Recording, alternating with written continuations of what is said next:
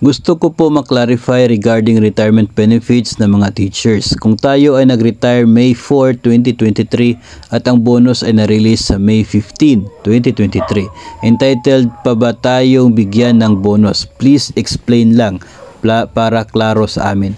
Okay, so sasagutin po natin yan sa episode na ito. Pero I believe na mayroon na po tayo mga previous videos na tumutukoy po tungkol dyan, no? Kapag yung asapin po is mid-year bonus.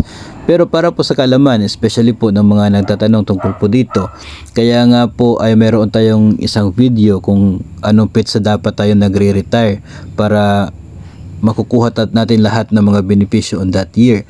Sa case po kasi na ito ay nag-retire ng May 4, tapos yung mid-year bonus ay May 15 yung release. Sadly, ayon po sa guidelines ng atin pong mid-year bonus, ay kapag ganito po yung nangyayari, hindi na po talaga eligible. No, wala na po matatanggap na mid-year bonus pagdating ng May 15 kung ang retirement mo ay May 4. So ito po yung sinasabi doon mismo sa budget circular ng DBM. Those who have rendered a total or an aggregate of less than 4 months of service from July 1 of the preceding year to May 15 of the current year. So yun po yung mga less than 4 months until May 15.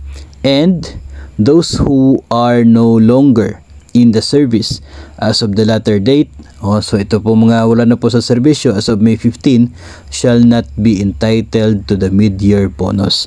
So kung ang inyo pong retirement ay May 4, tapos yung bonus May 15, ay kayo po ay retired na pagdating po ng petsang yan, so wala po talaga kayo makukuha na mid-year bonus.